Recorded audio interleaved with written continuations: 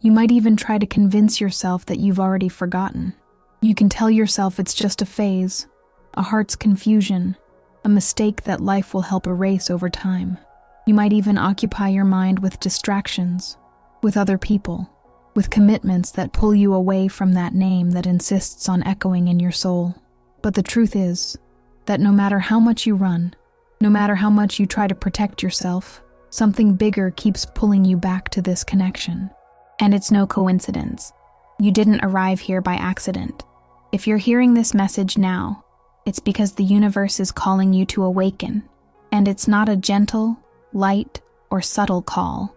It's a call that hurts, that breaks, that messes everything up inside. A call that pushes you to confront everything you've tried to hide from yourself. Because this connection between you is not ordinary. It's not just another love story that begins, breaks, and fades away over time. There is something sacred about this bond. Something that goes far beyond logic, beyond ego, beyond human decisions. And no matter how much your mind wants to put an end to it, your soul knows it's not over yet. You feel this in the silence.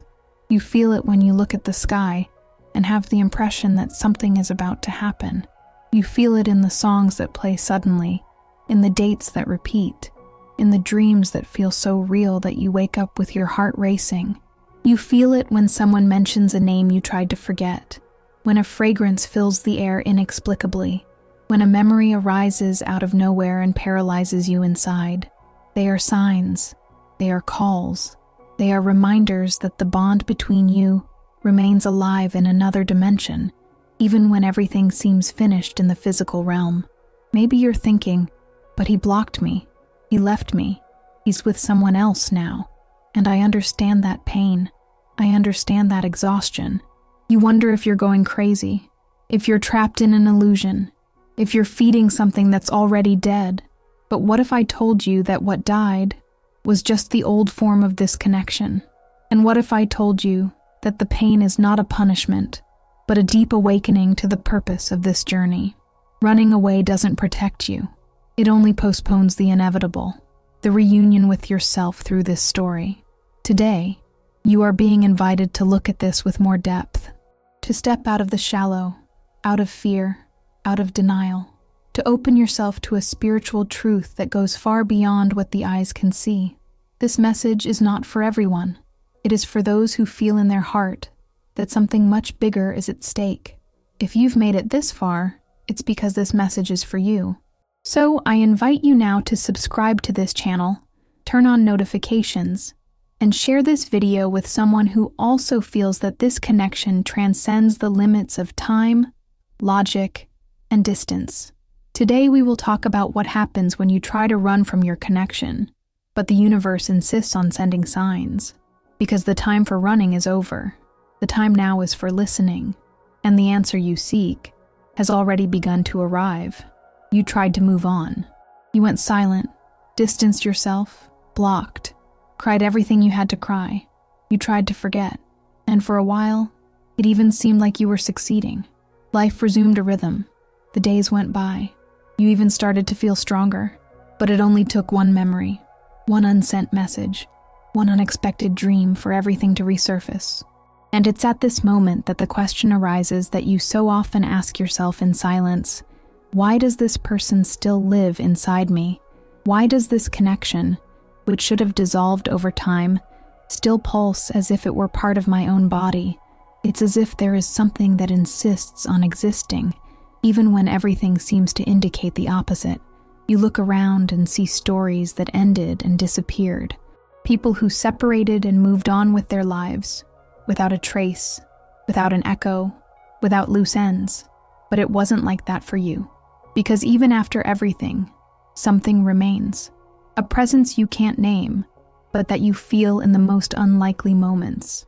And no matter how much you try to rationalize, no matter how much you tell yourself it was just another intense relationship, deep down, you know it wasn't just that. This connection touches places that no one else has touched. It awakened in you an intensity you had never felt before. It was as if something dormant had awakened. And at the same time that this brought light, it also exposed wounds, traumas, insecurities you didn't even know were still there. Because the meeting of two soulmates, or rather two twin flames, doesn't happen to make you comfortable. It happens to transform you.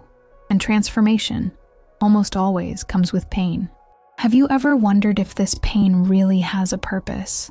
Have you ever questioned whether what you feel is real, or if it's just a projection of your tired and needy mind? Have you ever found yourself caught between wanting to forget and being unable to stop remembering?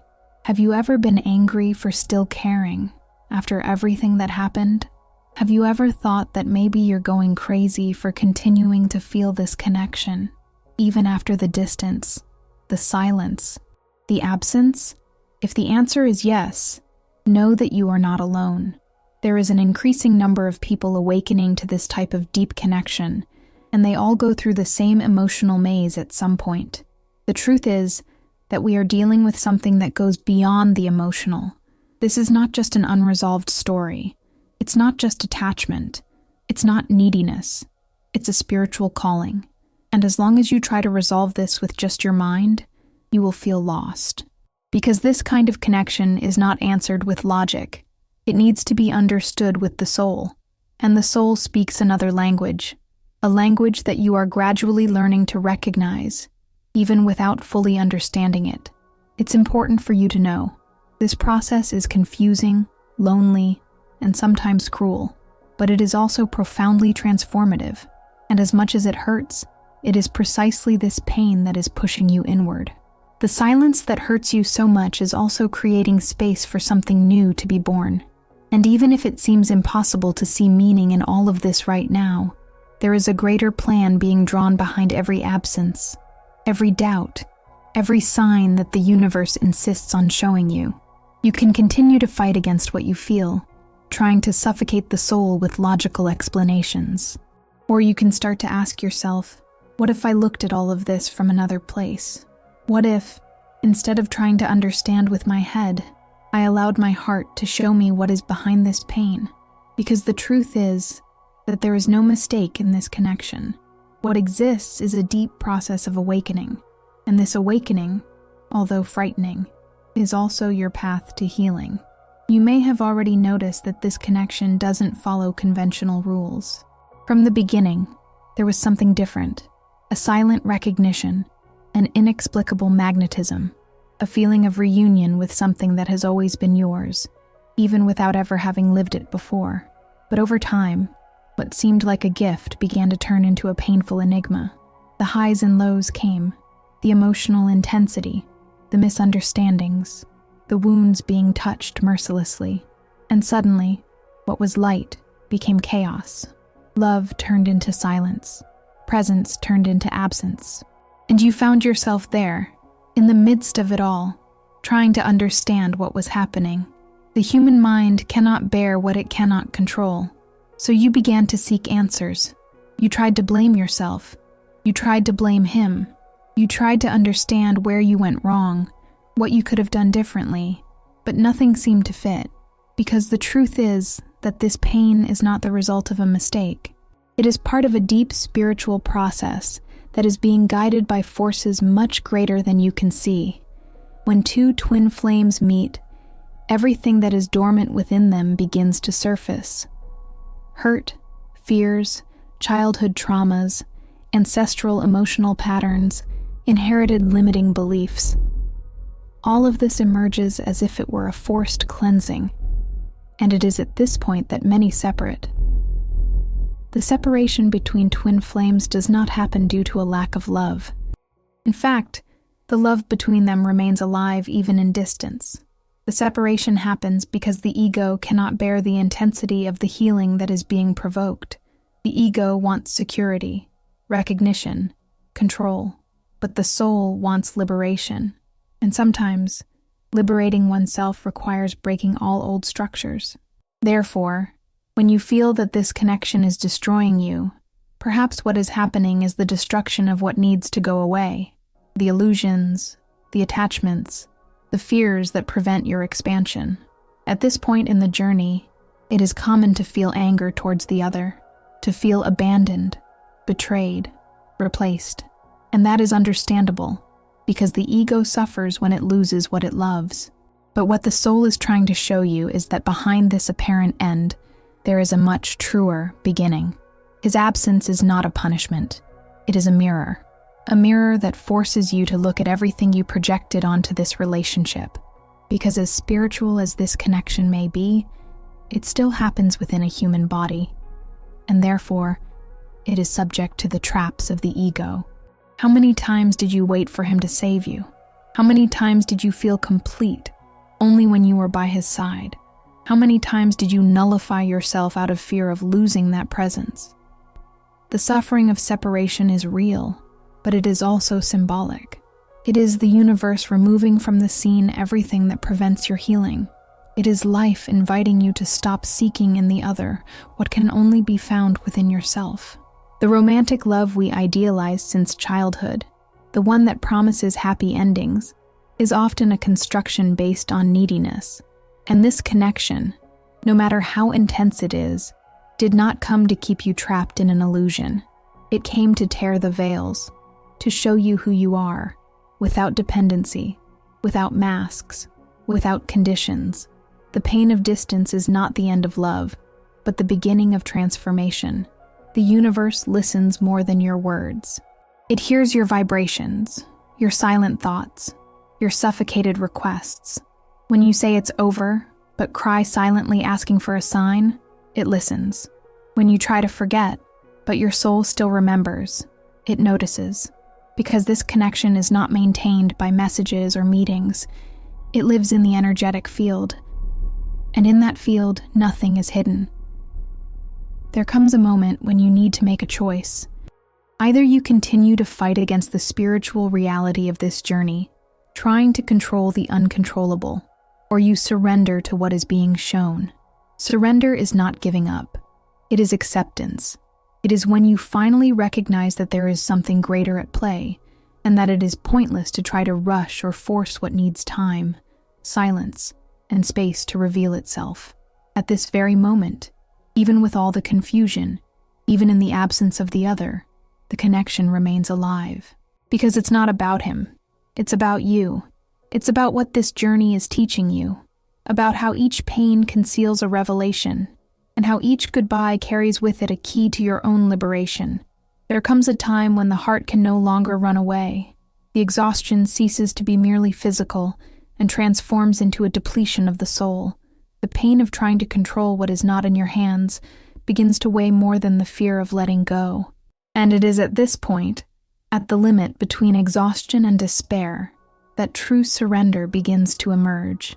Not the surrender that gives up out of weakness, but the one that recognizes there is a greater intelligence guiding this process, even when everything seems to be falling apart.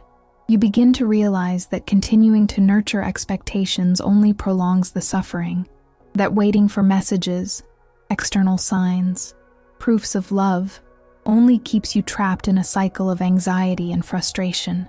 And then, even without wanting to, you begin to fall silent, a silence that is not empty, but becomes sacred. In this retreat, the emotions begin to settle. The noise of the mind gives way to a deeper kind of listening, and what was once confusion starts to organize itself from within. The healing process in twin flames does not happen outside. It happens when you turn back to yourself, when you stop chasing answers, and begin to feel what is truly being asked of your soul. Often this requires distance. It requires you to disconnect energetically from the other in order to breathe. Because as long as your energy is focused solely on his absence, on the pain of separation, on the fear of losing, you continue to feed the imbalance. Healing requires balance, and balance requires you to return to the center. This center is within you. It is not found in exchanged messages, in scheduled meetings, or in future promises. It only appears when you stop, listen to yourself, and accept what you are feeling without trying to change or resist it. The soul does not want you to deny the connection. It wants you to understand it, to realize that this love is neither a reward nor a punishment. It is a path of refinement, a journey of reconnection with who you truly are, before the masks, before the pains, before the idealizations. It is in this silence that you begin to see more clearly. You start to see that the other was not cruel. He was an instrument. He was a mirror. Everything he awakened in you was latent. He merely brought to the surface what needed to be healed. And yes, maybe he ran away. Maybe he hurt you. But that too was part of the script of your healing. Because while you still depended on him to feel loved, secure, or complete, love was being used as a crutch. The separation came to remind you that you did not come to this world to complete yourself in the other, but to remember the completeness that has always existed within you. Retreating is not hiding. It is purifying yourself. It is allowing your energy to reorganize without external interference. It is when you stop fighting against the absence and begin to nourish yourself with your own presence.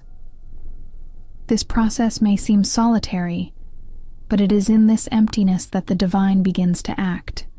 It is not in the noise of need that healing arrives. It is in the silent surrender, in the trust that everything that needs to happen will come at the right time, in the right way, without you having to force it. You begin to notice that the longing no longer hurts as it once did, that the emotional triggers no longer dismantle you, that thinking of him no longer causes the same despair, because something within you is returning to its place. It is healing. It is strengthening. And this does not mean you have stopped loving. It means that love has ceased to be pain, that it now vibrates on another level, a level where there is no more attachment, only recognition, where there is no more fear of losing, because you have already found yourself. And it is at this point in the journey that the internal reunion happens. Before any possibility of reconnection with the other, this return to your own heart is necessary, this spiritual rest, this pause, because only after you stop seeking outside what was missing inside does your energy align with what truly has value. The reunion with the other, if it comes, will be a natural consequence of your reconnection with yourself. But even if it does not happen, you will have already won, because you will have awakened to your truth, and no absence can erase that. Something begins to change when you stop waiting. It is not resignation, nor coldness, but a kind of spiritual maturity that only arises after much crying, much pain, and many silences faced head-on. You begin to realize that you no longer need to chase external proofs to validate what your soul already knows. What was once anguish for answers transforms into serenity. The emptiness ceases to be a threat and becomes a refuge. And it is there that the true reunion happens, not with the other, but with yourself. At this moment of the journey, you access a part of yourself that has always been present, but that until then remained hidden beneath the layers of fear, neediness, and expectations. It is your higher self that begins to emerge. This awareness observes everything with greater breadth, that understands the purpose behind the wounds, that embraces the pain without identifying with it. You realize that all this experience, no matter how intense and devastating it has been, came to activate your spiritual sovereignty, so that you would stop seeing yourself as someone who needs to be chosen, and recognize yourself as someone who is already whole. From this place, you no longer beg for love. You vibrate love. You do not exhaust yourself trying to prove your worth. You rest in the certainty of who you are. Your presence changes. Your energy changes. And the most curious thing is that, in this state of balance, you become a natural magnet. Not because you are trying to attract, but because you are no longer vibrating in lack. The magnetism of the soul awakens not through effort, but through truth. When you are connected to your essence, everything around you begins to respond to this new frequency. You start to make choices that you previously did not allow yourself to make. You stop accepting emotional crumbs. You abandon repetitive patterns. You rewrite your story from a place of self-respect, and you understand that love is not lost. It only transforms. What was lived between you remains, but now without the weight of need. There is remembrance, but no more pain. There is affection, but no more dependence. You no longer need the other's presence to feel whole, because you finally gave yourself what you sought so much outside: belonging. The higher self does not judge, does not play the victim, does not create unrealistic expectations. It observes, learns, and integrates. It recognizes the other as part of the process, but not as the owner of the destiny. And when you come into contact with this consciousness, all the answers that once seemed so urgent cease to matter, because you realize that the greatest answer is the state of peace that now resides in you. Nothing external can offer this. No message, no return, no request for forgiveness. This peace only arises when you remember who you are. At this point in the journey, life stops being a succession of weights and transforms into a fertile field of presence. You begin to thank even for the pains that brought you here, because without them, you might never have awakened. And you realize that, more than being with someone, the true miracle is being whole. With all the scars, with all the history, with all the truth that you no longer hide. And this changes everything, because you no longer move from scarcity, but from the abundance of what you discovered within yourself. It does not matter if the other will return or not. That is no longer the question that guides your days. The focus now is on your path. It is what you build with this force that has been reborn within you, because true love is not limited to the desire to be together. It continues to flow, even if each one follows their own path. The reunion, if it happens, will be the result of two whole souls that recognize each other beyond time.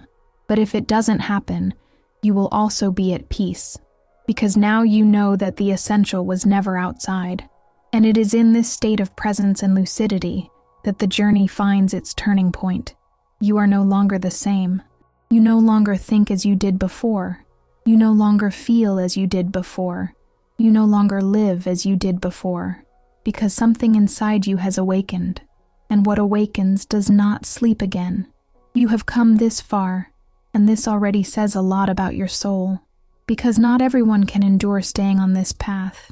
Many give up, get lost, distract themselves with the world, and abandon themselves trying to forget what they feel.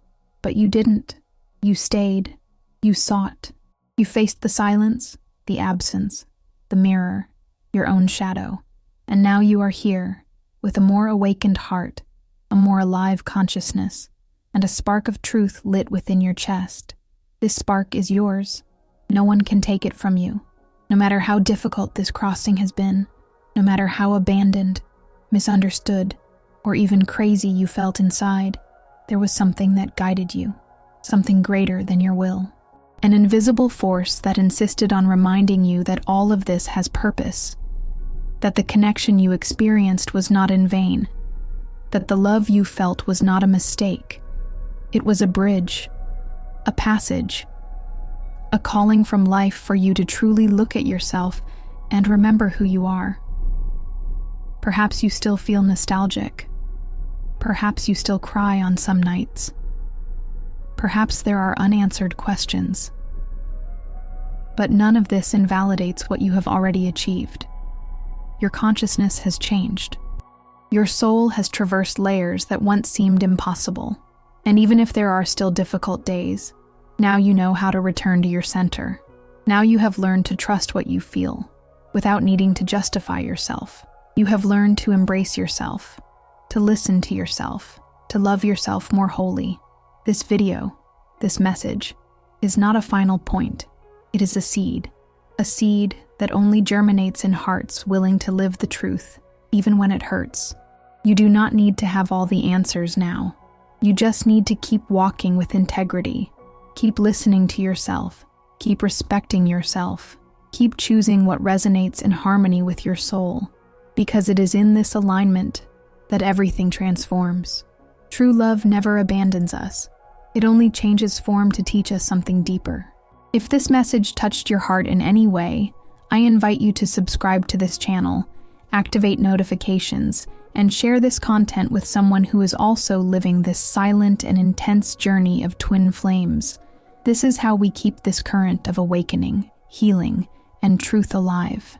And if you feel like you are going through something similar, tell me in the comments, at what point in your journey are you now? Do you still feel the connection? Do you sense that something inside you is changing? Write it down. Give voice to what your soul carries. Sometimes, putting into words what you experience inside is the first step for healing to deepen. Remember, no matter how much time passes or how much reality tries to say otherwise, what is true remains. What belongs to the soul does not fade away. It may be forgotten by the mind for a while, but it will never be erased from the spirit. This journey is not about having the other by your side. It is about having you whole within yourself. And when this presence solidifies, everything around you changes. The most important reunion is the one that happens between you and your essence. So, move forward. With lightness, with courage, and with faith. The universe is watching your effort. It is welcoming your surrender. And it is preparing the next step, even if you cannot see it yet. Love does not end. It evolves. And when it is true, it does not bind. It does not demand. It does not impose. It simply is. And one day, when the time is right, the souls that vibrate at the same frequency will reunite. Not because they need to, but because they chose to reunite freely, wholly, truly.